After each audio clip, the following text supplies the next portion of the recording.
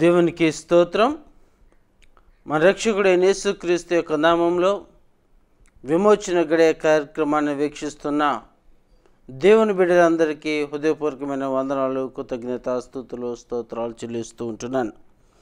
దేవుడు మరొకసారి ఆయన యొక్క సత్యవాక్యమును మీ అందరికి తెలియచేయుటకు దేవుడిచ్చిన యొక్క కృపను బట్టి దేవునికి కృతజ్ఞతాస్తుతులు, స్తోత్రాలు చెల్లిస్తూ పరిశుద్ధ గ్రంథమైన బైబిల్ నుంచి దేవుని యొక్క వాక్యాన్ని ధ్యానం చేద్దాం. లూకాసు సువార్త 17వ అధ్యాయము 26-27 వచనాలు ధ్యానం చేద్దాం. దినములలో జరిగినట్టు మనిషి కుమారుని దినములలోనూ జరుగును.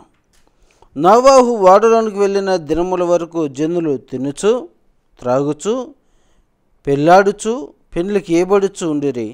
అంతలో జలప్రళయము వచ్చి వారందరినీ నాశనము చేసిన. ప్రార్థన చేసుకుందాం. మహాపరిశుద్ధుడా, ప్రేమగల దేవ, కృపగల తండ్రి, మహోన్నతుడా, నీకు వందనాలయ్యా. నీ గ్రంథమందుల ఆశ్చర్యకరమైన నీ మాటలు ధ్యానం చేయబోతుండగా నన్ను నీ పరిశుద్ధాత్మ చేత నింపి మీరే మా అందరితోనూ మాట్లాడమని యేసు నామములో ప్రార్థించి అడిగి వేడుకుంటున్నాము తండ్రి, ఆమేన్. ప్రభునందు ప్రియమైన దేవుని బిడ్డలారా, యేసు ప్రభువారు ఆ దినమున జనులను ఉద్దేశించి అదేవిధంగా తన శిష్యులతో కూడా ఆయన మాట్లాడుతున్న మాటలను మనం గమనించినప్పుడు నోవాహు దినములలో జరిగినట్టు మనిషి కుమారుని దినములలోనూ జరుగును అని రాయబడి ఉంటుంది. ఒకసారి ఆ యొక్క దినాలు ఏముండయి, ఆ దినములో వారి యొక్క పరిస్థితి మనం గమనించినప్పుడు ఆ దినాల్లో ఆ ప్రజలు ఎలా ఉన్నారు అని అంటే త్రాగుచు తినుచు పెండ్లికి ఈబడుచు ఉండిరి అని రాయబడి ఉంది. ఎలా ఉంటున్నారంటే నోవాహు దినాల్లో ప్రజలు తినుచు త్రాగుచు పెండ్లి చేసుకుంటూ పెండ్లికి ఈబడుచు ఉండారంట.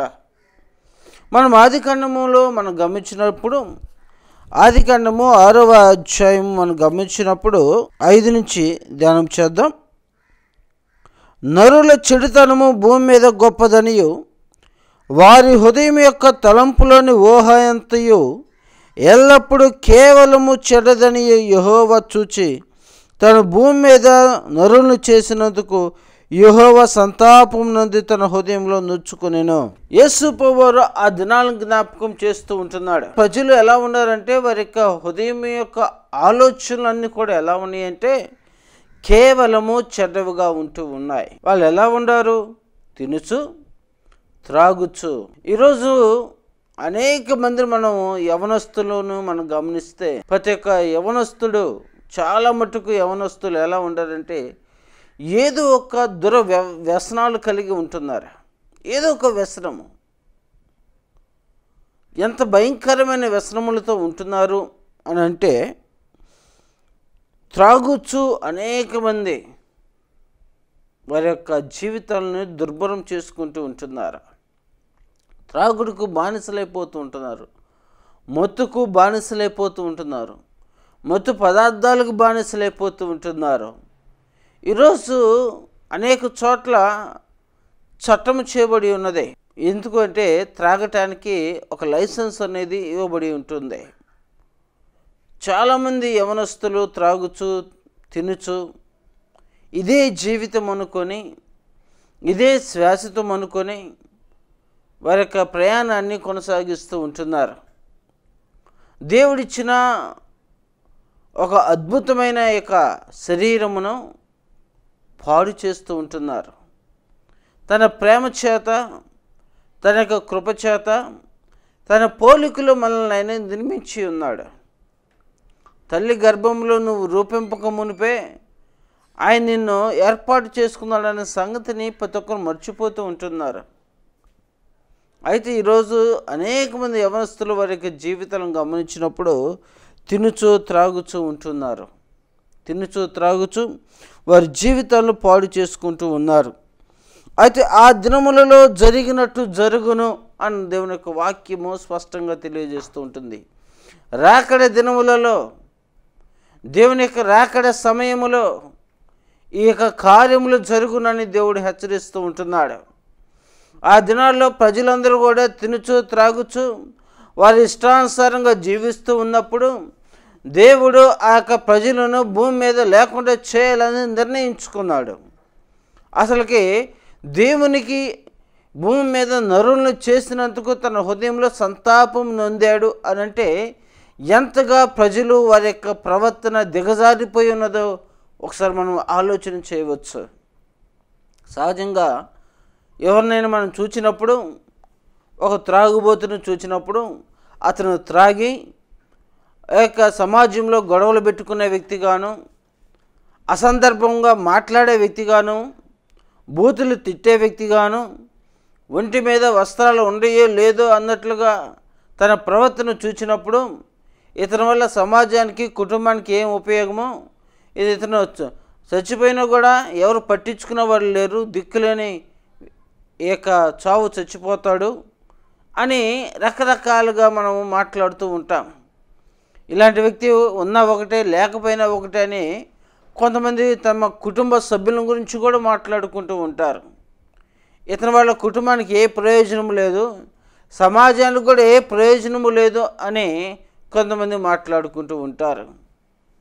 అయితే తండ్రి అయిన దేవుడు కూడా తన పోలిక చొప్పున మనల్ని ఏర్పాటు చేసుకొని తన యొక్క చిత్తం చొప్పున మనల్ని భూమి మీదకి తీసుకొని వచ్చి ఆయన యొక్క మార్గంలోనూ ఆయన వల్లే మనం జీవించాలి, పరిశుద్ధులుగాను యథార్థవంతులుగాను ఒకరి పట్ల ఒకరు ప్రేమ కలిగి ఆప్యాయత కలిగి యథార్థంగా భూమి మీద జీవించాలి, ఆయన నామాన్ని మహిమపరిచే వ్యక్తులుగా మనం ఉండాలని దేవుడు ఆశించాడు.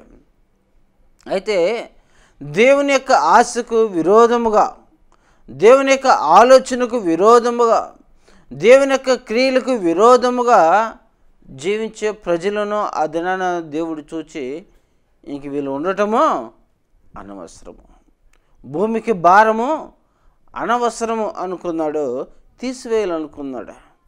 కొంతమంది వ్యక్తిని చూసి నువ్వు భూమికి భారము అని చెప్తూ ఉంటాం. కారణం ఏంటంటే అతను నిష్ప్రయోజనమైన వ్యక్తి. నిష్ప్రయోజనమైన వ్యక్తులుగా ఆ దినాన దేవుడు భూమి మీద తన బిడ్డల గురించి మాట్లాడుతూ ఆయన చెప్తూ ఉంటున్నాడు. ఆ దినములలో నోవాహు ఒక్కడే నీతిమంతుడుగా ఉంటూ ఉన్నాడు. ఆ నీతిమంతుడైన యొక్క నోవాహును అతని కుటుంబ సభ్యులను దేవుడు సంరక్షిస్తూ ఉంటున్నాడు. అదే యేసు ప్రభువారు ఇక్కడ మాట్లాడుతూ ఉంటున్నాడు, నోవాహు దినములలో జరిగినట్టు మనిషి కుమారుని దినములలోనూ జరుగును. ఆ దినాలు మరలా రాబోతూ ఉంటున్నాయి. అయితే దేవుడు ఆయన హెచ్చరిస్తూ ఉంటున్నాడు, ఆ దినాన జలప్రలయం ద్వారా భూమి మీద ఉన్న సమస్తమును కూడా ఆయన తీసివేశాడు. పక్షులేమి, జంతువులనేమి, మనుషులేమి అనేకమును దేవుడు తీసివేశాడు. సంపూర్తిగా తీసివేసి నూతనమైన ఆకాశం, నూతనమైన భూమిని, నూతనమైన జనాంగమును ఆయన తీసుకుని వస్తూ ఉంటున్నాడు, నూతన పరుస్తూ ఉంటున్నాడు. నూతనమైన నీతిమంతులని తను భూమి మీదకి తీసుకురావటకు ఆయన ఆ దినమున కార్యము జరిగించినట్లుగా మనం చూస్తూ ఉంటున్నాం. పాపులని తీసివేయాలి అనే ఒక ఆలోచన మనం అక్కడ గమనిస్తూ ఉంటున్నాము. అయితే రెండోదిగా మనం గమనించినప్పుడు 28వ వచనంలో లోతు దినములలో జరిగినట్టు జరుగును. నోవాహు దినములో ఎలా ఉన్నారు? తినుచు త్రాగుచూ ఉన్నారు. అదేవిధంగా లోతు దినములను కూడా దేవుడు జ్ఞాపకం చేస్తూ ఉంటున్నాడు. ఒకసారి మనము ఆది కాండములో మనం గమనించినప్పుడు ఆ యొక్క వచనాన్ని మనం చూడవచ్చు. ఆది కాండము 18వ అధ్యాయము 20వ వచనము, మరియు యెహోవా సొదొమ గొమొర్రాను గూర్చిన మొర గొప్పది గనుక వాటి పాపము బహు భారమైనది గనుకను నేను దిగిపోయి నా ఎదుకు వచ్చిన ఆ మొర చొప్పుననే వారు సంపూర్ణంగా చేసిరో లేదో చూచెదను, చేనేలా నేను తెలుసుకుందును. మనుషులు అక్కడి నుండి తిరిగి సొదొమ వైపుగా వెళ్ళిరే. ఇక్కడ కూడా మనం గమనించినప్పుడు పినమైన దేవుని బిడ్డలారా, సొదొమ గొమొర్రా అనే 2 పట్టణాల గురించి దేవుడు ఇక్కడ మాట్లాడుతూ ఉంటున్నాడు. ఆ యొక్క ప్రజలు కూడా ఎలా ఉన్నారంట? తినుచు త్రాగుచూ ఉన్నారు అని రాయబడి ఉంటుంది. ఎలా ఉంటున్నారు? నేటి ప్రజలు ఎలా ఉంటున్నారంటే తినుచు త్రాగుచు కొనుచు అమ్ముచు నారు నాటుచు ఇండ్లు కట్టుచు నుండిరి. ఎలా ఉన్నారంట? ఇప్పుడంతా సంపాదన మీద ఉంటున్నారు. ఆ దినాల్లో వాళ్ళు ఎలా ఉన్నారంటే తినుచు తాగుచు పెళ్లి చేసుకుంటూ పెళ్ళికి ఇవ్వబడుతూ ఉంటున్నారు. తర్వాత లోతు దినములలో ఎలా ఉంటున్నారు అని గమనించినప్పుడు జనులు తినుచు త్రాగుచు కొనుచు అమ్ముచు నారు నాటుచు ఇండ్లు కట్టుచు నుండిరి. ఇక్కడ వ్యాపారములు చేస్తూ ఉంటున్నారు. స్థలాలు అమ్మటము కొనటం, రియల్ ఎస్టేట్ వ్యాపారం చేస్తూ ఉంటున్నారు. సంపాదించటమే ధ్యేయంగా పెట్టుకొని ఉంటున్నారు. ఈ దినాల్లో కూడా మనం గమనించినప్పుడు ఎలా సంపాదించామనేది కాదంట, మనం సంపాదించామో లేదా అనేది ప్రాముఖ్యమంట. చూడండి, నువ్వు ఎలా అయినా సంపాదించు, ఎంత అన్యాయంగా అయినా సంపాదించు. ధనమున్న వాళ్ళని ఏం చెప్తాము, ఎలా పిలుస్తామంటే సార్ అని పిలుస్తాము. ధనము లేని వ్యక్తిని ఏం పిలుస్తామంటే పేరు పెట్టి పిలుస్తాము, లేకపోతే ఇంకనూ తక్కువగా చేసి పిలుస్తాం. కారణం ఏమిటంటే అతను ధనవంతుడు. అతను అన్యాయంగా సంపాదించినా, ఎలా సంపాదించినా అతను కోటీశ్వరుడు కాబట్టి అతనికి ఆ ధనాన్ని బట్టి మనం గౌరవాన్ని మనం ఇస్తూ ఉంటాము. అతనికి ఉన్న స్థితిగతులను బట్టి మనం అతను ప్రేమిస్తూ ఉంటాము. కానీ లేని వ్యక్తిని మనం పరిపూర్ణంగా మనము ప్రేమించలేము. సొదొమ గొమొర్రా పట్టణాలు కూడా ఎలా ఉంటున్నాయి అంటే బహుఘోరమైన పాపంతో వారు ఉంటున్నారు. తినుచు త్రాగుచు, అక్కడ కూడా త్రాగుబోతులు, వ్యభిచారము. ఈరోజు ఎక్కడ చూసినా కూడా పాపం ఏలుబడి చేస్తూ ఉంటుంది.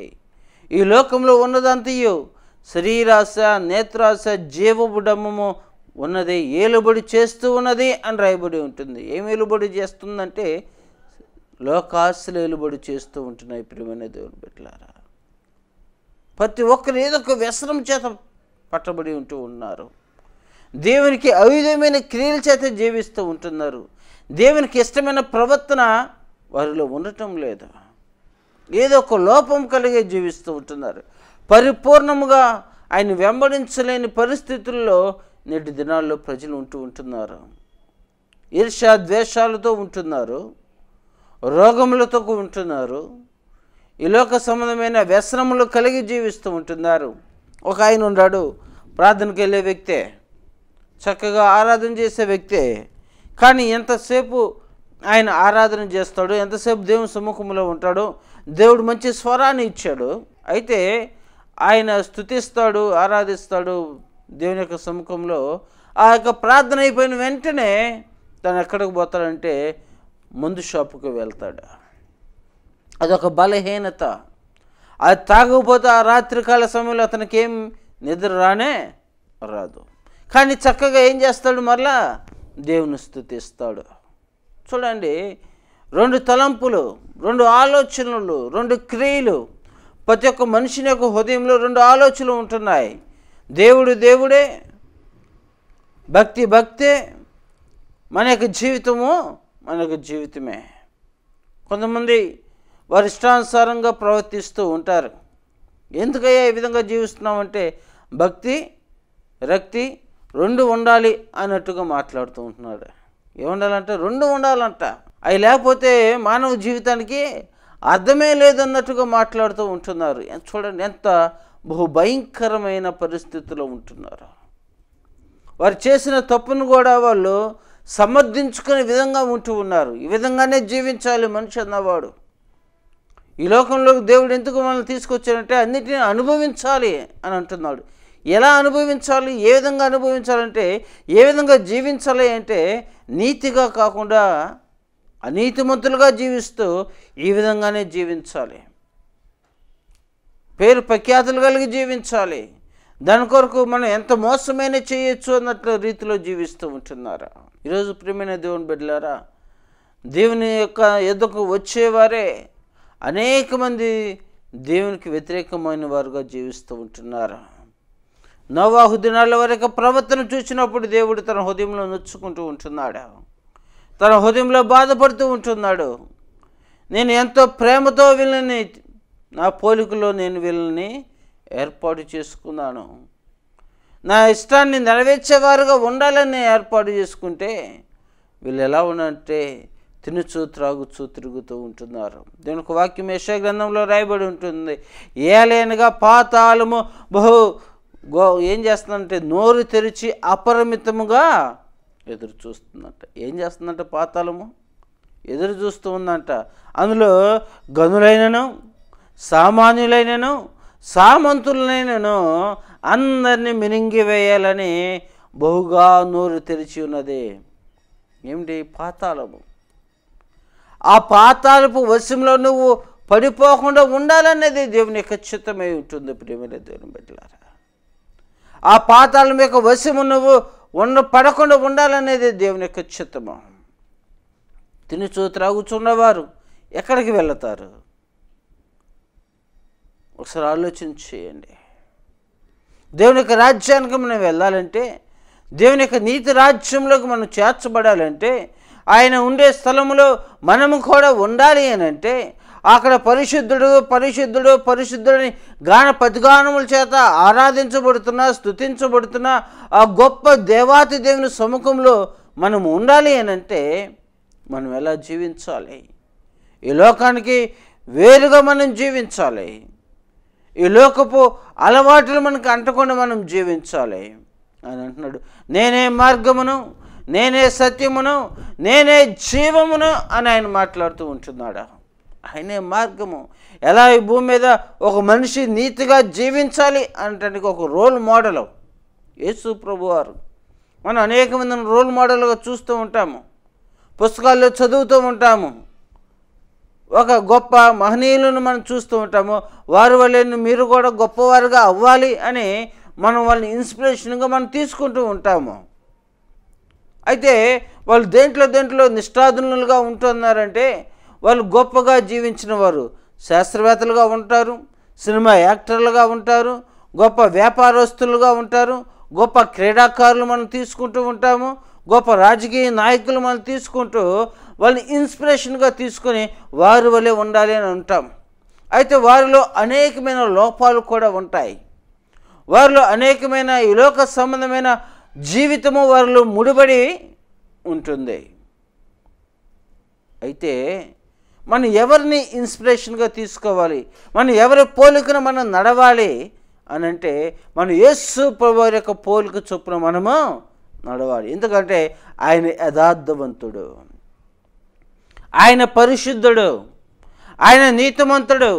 ఆయన ఈ లోకంలో మన జీవితం ముగించగానే మనము నిత్య రాజ్యానికి వెళ్ళాలంటే మనం ఆయన మార్గంలోనే నడవాలి. గొప్పగా పిలువబడిన వారు, మహనీయులుగా పిలువబడిన వారు, ఈ లోకంలో పేరు ప్రఖ్యాతులు సంపాదించిన వారు, ఆయన ఎరగకుండా యేసు ప్రభువారిని తెలియకుండా మరణించిన ఆ గొప్ప వారందరూ కూడా ఎక్కడికి చేర్చబడతారంటే పాతాళపు వశంలో వారు ఉంటారు, పాతాళంలో యాతన పడుతూ ఉంటారు.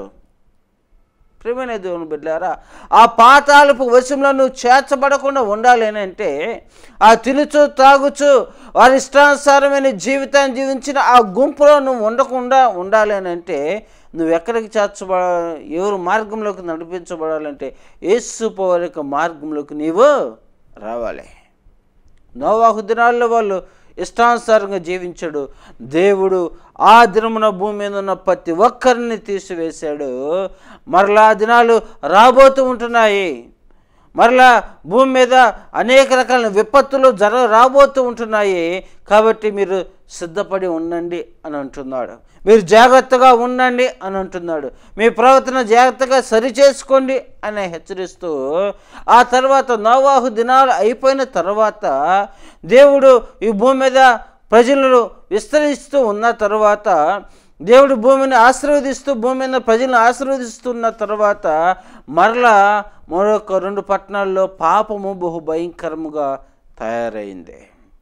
వారు కూడా తినుచు త్రాగుచు ఇల్లులు కట్టుకొనుచు ఉండాలంట, వ్యభిచారం చేస్తూ పాపంలో మునిగిపోతూ ఉంటున్నారు. ఇష్టానుసారమైన ప్రవర్తన. ఈరోజు ఆ ఇష్టానుసారంగా జీవిస్తూ ఇందుకు ఈ విధంగా జీవిస్తున్నావు అంటే చెప్పేవులే అని అంటున్నారు. నా జీవితము నా ఇష్టము అని అంటున్నారు. నీ ఎలా బతికితే నీకెందుకు అని అంటున్నారు. నీ బ్రతికైతే నువ్వు బ్రతుకు, నేను నీ జోలికి రాలేదు కదా అంటున్నాడు. సరి చేయబడండి అని అంటే నువ్వేం చేయవలసిన అవసరమో లేదులే అంటున్నాడు. మేము చనిపోయిన తర్వాత ఉండే జీవితం గురించి మనం చెప్పినా కూడా, నిత్య నరకానికి వెళ్తామన్నా కూడా వాళ్ళు వినలేని పరిస్థితుల్లో ఉంటున్నారు. అదనన్న సొదొమ గొమొర్రా పట్టణాల్లో ఉన్న ఆ ప్రజలందరూ కూడా ఎలా ఉండారంటే వారి ఇష్టానుసారమైన జీవితాన్ని జీవిస్తూ ఉంటే 50 మంది నీతిమంతులు కూడా లేరంట. నోవాహు దినాల్లో నోవాహు అతని కుటుంబ సభ్యులు ఒక 8 మంది మాత్రమే ఉండారు భూమి మీద. చూడండి ఎంత విచిత్రమైంది. 8 మంది అయినా మంచివారు, 8 మంది అయినా నీతిమంతులుగా ఉంది, 8 మంది అయినా దేవుని భయభక్తులు కలిగిన వారుగా ఉంటున్నారు. అనేక సంవత్సరాలుగా సువార్త ప్రకటిస్తున్నప్పటికీ, వాడు సిద్ధపాటు చేస్తున్నప్పటికీ, దేవుని యొక్క రాకడ రాబోతూ ఉంది, దేవుడు భూమి మీద జలప్రలయం రప్పించబోతున్నాడని చెప్తున్నప్పటికీ కూడా మారు మనసు లేనివారు,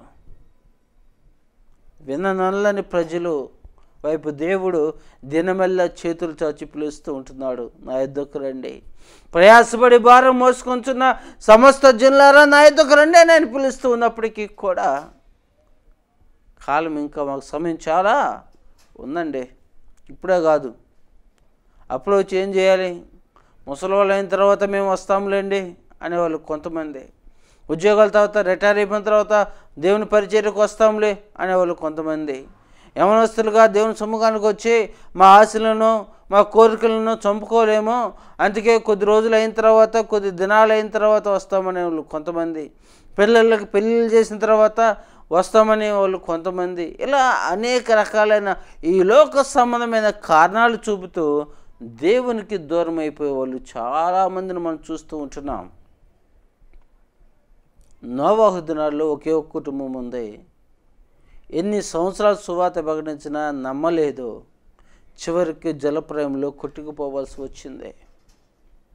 అదేవిధంగా సొదొమ గొమొర్రా పట్టణాల్లో అబ్రహాము దేవుని యొక్క సముఖంలో ప్రార్థిస్తూ దేవుని సముఖంలో విజ్ఞాపన చేస్తూ ఉంటున్నాడు. అయ్యా 50 మంది నీతిమంతులు ఉంటే కాపాడుతావా అంటే నేను కాపాడుతాను అంటున్నాడు. అంటే 50 మంది నీతిమంతులు లేరు. అయ్యా 40 మంది నీతిమంతులు ఉంటే కాపాడుతావంటే 40 మంది నీతిమంతులు కూడా లేరు. అయ్యా 10 మంది నీతిమంతులు ఉంటే కాపాడుతుంటే 10 మంది ఉండే కూడా కాపాడుతుంటే 10 మంది కూడా లేరు. ఈరోజు ఈ వాక్యం వింటున్న ప్రియమైన దేవుని బిడ్డలారా, మనం ఉంటున్న ఈ సమాజంలో దేవుని ఎరిగిన ప్రజలు, దేవునితో నడుస్తున్నట్లుగా ఉంటున్న వారు ప్రజలు ఎలా ఉంటున్నారు? వారు దేవునికి సమీపస్తులుగా ఉంటున్నారా, దేవునికి దూరస్తులుగా ఉంటున్నారా? మన ప్రవర్తన ద్వారా దేవునికి దూరస్తులుగా ఉన్నట్లయితే మన నిత్య నరకానికి పాత్రం అవుతాము. ఏలనగా పాపం వల్ల వచ్చే జీతము మరణము అని రాయబడి ఉంటుంది. ఆజ్ఞ అతిక్రమమే పాపము, పాపం వల్ల వచ్చే జీతము మరణము. కాబట్టి దేవుని యొక్క ఆజ్ఞ, దేవుని యొక్క వాక్యమును, దేవుని యొక్క మాటను మన హృదయంలో పెట్టుకోకుండా ఈ లోకంలో మన ఇష్టానుసారంగా మనం జీవించినట్లయితే తుదకు నరకానికి మనం పాత్రములుగా మనము పోవాల్సిన వారంగా మనం ఉంటాం. మన జీవితాలు సరి చేసుకోవాల్సిన సమయము ఇది. రాకడ దినాలు త్వరపడుతూ ఉంటున్నాయని దేవుడు హెచ్చరిస్తూ ఉంటున్నాడు. అయితే ఆ దినాన 34వ వచనము మనం చూద్దాము. 17వ అధ్యాయం 34వ వచనము లోకాసు వార్త. ఆ రాత్రి ఇద్దరు ఒక మంచం మీద ఉందురు, వారిలో ఒకరు కొనుపోబడిన, ఒకరు విడిచిపెట్టబడిన. ఇద్దరు స్త్రీలు ఒక తిరగలు విసురుచుండెను, ఒకటి కొనుపోబడిన, ఒకటి విడిచిపెట్టబడిన. దేవుని యొక్క రాకడ సమయంలో ఒకరు ఎత్తబడుతున్నారు, ఒకరు విడవబడుతున్నారు. ఎత్తబడిన వారు దేవుని యొక్క సముఖానికి వెళ్తారు, విడవబడిన వారు ఎక్కడికి వెళ్తారు? పాతాళపు వశానికి వెళ్తారు. అందులో గొప్పవారు కావచ్చు, పేరు ప్రఖ్యాతులు కలిగిన వారు కావచ్చు, అందరూ అక్కడికి వెళ్తారు. ఎవరైతే యేసు ప్రభువారిని సొంత రక్షకుడుగా అంగీకరించలేదో, ఎవరైతే వారి యొక్క పాపముల కొరకు దేవుని సముఖంలో ప్రార్థించలేదో, ఎవరైతే దేవా నేను పాపిని అని ఆయన సముఖంలో ఒప్పుకొని ఆ పాపాలు విడిచిపెట్టలేదో, ఎవరైతే దేవుని సముఖానికి వస్తూ కూడా వేషధారమైన ప్రవర్తన కలిగి, వేషధారమైన ఆలోచనలు కలిగి, వేషధారమైన క్రియలు కలిగి జీవిస్తూ, రెండు తలంపుల మధ్య రెండు క్రియలు కలిగి అటు లోకమును ఇటు దేవుని ప్రేమించే ప్రతి ఒక్కరు కూడా ఎక్కడికి చేర్చబడతారంటే విడవబడతారు. వారు పాతాళపు వశంలోకి వారు చేర్చబడతారు. నువ్వు ఏ గుంపులో ఉంటున్నావు? ఎత్తబడే గుంపులో ఉండే వ్యక్తిగా నువ్వు ఉంటున్నావా? విడవబడే గుంపులో నువ్వు ఉంటున్నావా? అసలు మనం పరిశీలన చేసుకోవాలి. ఇదే మీకు అనుకూలమైన సమయము, నేడే రక్షణ దినము అని మాట్లాడుతూ ఉంటున్నాడు. ఇల్లు కట్టుకొనొచ్చు, అదేవిధంగా తినచ్చు, అదేవిధంగా త్రాగుచు, వ్యాపారాలు చేసుకుంటూ దేవునికి ఇచ్చే సమయాన్ని కూడా ఇవ్వలేని పరిస్థితుల్లో, ప్రార్థన లేని పరిస్థితుల్లో నువ్వు ఉంటున్నావేమో. ప్రార్థన చేయడానికి కూడా సమయం దొరకట్లేదేమో నీకు. ఒకసారి ఆలోచించి. ఈరోజు ప్రతి ఒక్కరి జీవితాన్ని గమనిస్తే అంత పరుగులెత్తుతూనే ఉంటారు. దేని కొరకు అయ్యా అంటే కోటి విద్యలు కూటి కొరకు, మన యొక్క కడుపును నింపుకోవటానికే. ఈరోజు నింపుకోవటమే కాదు కానీ రోజుల తరబడి నింపుకోవటానికి, తరాల తరబడి నింపుకోవటానికి, పిల్లలకు నింపటానికి మనం ప్రయత్నిస్తూనే ఉంటాము. కానీ అసలు దేవుని మన హృదయంలో నింపుకోవటానికి ఆయన సన్నిధానంలో ఒక గడి అయినను మేలుకొని ప్రార్థించేవారుగా మీరు ఉంటున్నారా? కొరకు నువ్వు ఒక ప్రయోజనము. ఒకడు లోకమంతా సంపాదించుకొని తన ప్రాణము పోగొట్టుకుంటే వానికి ఏమి ప్రయోజనం అని దేవుడు మాట్లాడుతూ ఉంటున్నాడు. ఎంత ఆస్తి సంపాదించుకున్నా దేవుడు లేకపోతే, ఆయన సన్నిధానంలో నువ్వు లేకపోతే నీ యొక్క ఆస్తి అంతా కూడా వృధా ప్రయాస. ప్రియ దేవుని బిడ్డ, నోవాహు దినములో, ఆ దినములో ప్రజలకు సువార్త ప్రకటించినప్పటికీ కూడా ఒక్కరు మార్చబడలేదు. దేవుడు జలప్రలయం ద్వారా ఆ ప్రాంతాన్ని, భూమి మీద ఆ దినంలో ఉన్న ప్రజలందరినీ కూడా తుడిచివేశాడు. ఆ తర్వాత సొదొమ గొమొర్రా పట్టణాలను గమనించినప్పుడు వాళ్ళకి హెచ్చరికలు వచ్చినప్పటికీ కూడా 50 మంది నీతిమంతులు లేరు, ఆఖరికి 10 మంది నీతిమంతులు కూడా లేరు. అవి ఉన్న ఆ యొక్క లోతు కుటుంబాన్ని బయటికి తీసుకొని వస్తూ ఉంటే, ఆ తీసుకొచ్చే క్రమంలో లోతు భార్య ఏం చేస్తూ ఉంది? వెనక్కి చూస్తూ ఉంటుంది. ముందుకు చూచి వెళ్ళిపోండి అని ఆయన చెప్తూ ఉన్నాడు. పారిపోడి మీ ప్రాణంలో దక్కించుకొనుడి అని దేవుని యొక్క వాక్యం సెలవిస్తుంది. పాపము నిన్ను పట్టుకొనక, పాపం మనల్ని పట్టుకొనక ఉండాలంటే మనం పారిపోవాలి. విశ్వాసకి అవిశ్వాసతో సంబంధం ఎక్కడిది అని దేవుని యొక్క వాక్యం రాయబడి ఉంటుంది. అవిశ్వాసతోనే సంబంధం ఉండకూడదంటే లోకస్తులతో మన సంబంధం మనకుంటుంది. లోకస్తులతో చేయి కలిపి వారితో జీవిస్తూ ఉంటాం, వారితో నడుస్తూ ఉంటాము విశ్వాసగా. వారి యొక్క ఆలోచనలకు తగినట్టుగా మనం కలిసి నడుస్తూ ఉంటాము. అవిశ్వాసతోనే మనకు పొందులేదు. అవిశ్వాసం అంటే దేవునితోనూ లోకంతో ఉండేవాడు. ఆ వ్యక్తితో నీకు పొందుకు ఎక్కడది అంటున్నాడు దేవుడు. ఉంటే చల్లగానే ఉండు, లేకపోతే వెచ్చగానే ఉండు, నునువెచ్చని స్థితిలో నీ యొక్క ఆత్మీయ జీవితం ఉండకూడదని దేవుడు మాట్లాడుతూ ఉంటుంటే, ఈరోజు మనంతా కూడా నునువెచ్చని పరిస్థితులే. మన ఆత్మీయ జీవితాలంతా కూడా పైకి ఒకటి చెప్పేవారము, లోన ఒక విధమైన ఆత్మీయ జీవితం కలిగిన వారంగా ఉంటాము. పైకి భక్తి కలిగిన వారంగానే ఉంటాము, కానీ దేవుని ఆశ్రయించలేని, దేవుని శక్తిని గ్రహించలేని వ్యక్తులుగా మనం ఉంటాము. దేవుని బిడ్డ, ఆ దినాన లోతు భార్య ఏం చేస్తూ ఉందంటే వెనక్కి చూస్తూ ఉంటుంది. ముందుకు వెళ్ళిపోండి అని చెప్పినప్పుడు నాగటి మీద చేవేసి వెనక తట్టు తిరిగిన వాడు నా వాడు కాదని దేవునికి వాక్యం తెలియజేస్తుంటే, నేను ఆపదలో నుంచి, కష్టంలో నుంచి, ఇరుకులో నుంచి, నీ కలిగి నీ యొక్క గంధకంలో నుంచి నువ్వు దానిలో పడిపోకుండా నిన్ను విడిపించడానికి దేవుడు నిన్ను వెలుపలకు తీసుకుని వచ్చిన తర్వాత మరలా నువ్వు వెనక్కి తిరిగినట్లయితే నిష్ప్రయోజనమైన వ్యక్తిగా మార్చబడింది.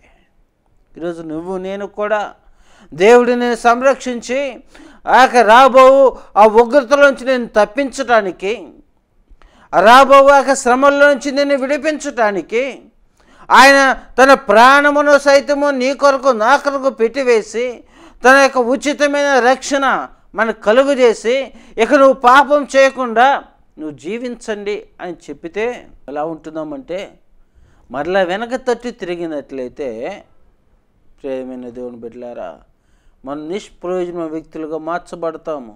కారణం ఏంటంటే ఇదిగో నేను త్వరగా వచ్చుచున్నాను అంటున్నాడు. దొంగ ఎప్పుడు వచ్చినో తెలియదు అని దేవుడు మాట్లాడుతున్నాడు. దొంగ చెప్పినాడు కదా దొంగతనం చేయటానికి, ఎప్పుడు వస్తాడో తెలియదు. కాబట్టి మనం జాగ్రత్తగా మన యొక్క వస్తువులన్నింటిని కూడా సమకూర్చుకుంటాం, జాగ్రత్త చేసుకుంటాం. అదేవిధంగా దేవుని యొక్క రాకడ ఎప్పుడు వచ్చినో తెలియదు కాబట్టి ఇద్దరు పని చేసుకుంటూనే ఉంటారు. రోజు మాదిరిగానే ఇద్దరు తిరగలు విసురుతూ ఉన్నారంట స్త్రీలు. విసిరే సమయంలో ఒక వ్యక్తి కానరాకుండా వెళ్ళిపోతూ ఉంది. చూడండి ఎంత గందరగోళమైన పరిస్థితులు రాబోతూ ఉంటున్నాయో. ఇద్దరు ఒక మంచం మీద కూర్చొని మాట్లాడుకుంటూ ఉంటున్నారు. ఒక వ్యక్తి కాని రావటం లేదు. క్షణ మాత్రంలో జరిగిపోతాయి. అయితే నువ్వెలా ఉండవు? ఇంకా ఆయన రావటం లేదే. నోవాహు దినాలు అయిపోయినాయి.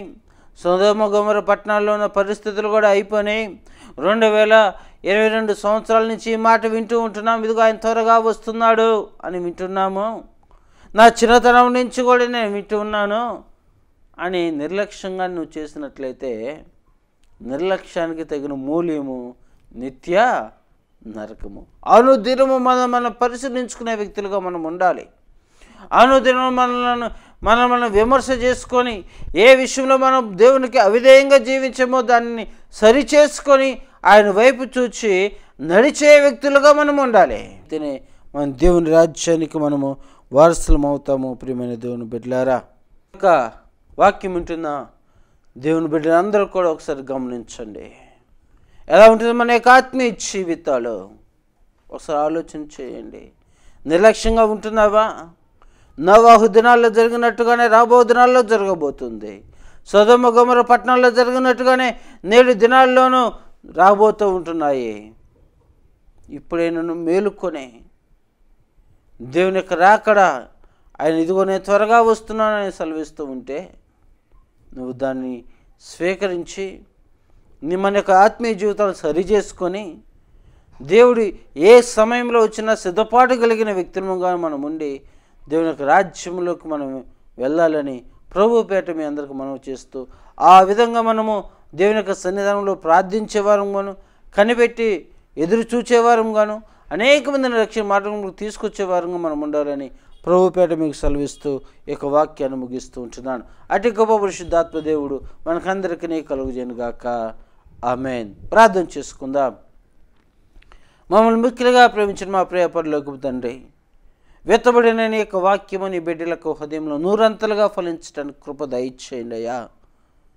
దేవా, ఈ లోక సంబంధమైన శరీరాశ, నేత్రాశ, జీవ బ్రహ్మంతో జీవిస్తూ ఉండగా ఈ లోకము అశాశ్వతమని, నీ రాజ్యము నిత్యమని నీ బిడ్డలు తెలుసుకొని వారి యొక్క ఆత్మీయ జీవితాలు సరిచేసుకొని నీ రాజ్యం కొరకు ఎదురుచూచే బిడ్డలముగాను అనేక మందిని సముఖంగా తీసుకొచ్చే బిడ్డగా ఉండుటకు కృప దయచేయమని యేసు నామములో ప్రార్థించి అడిగి పొందుకొని ఉంటున్నాము తండ్రి.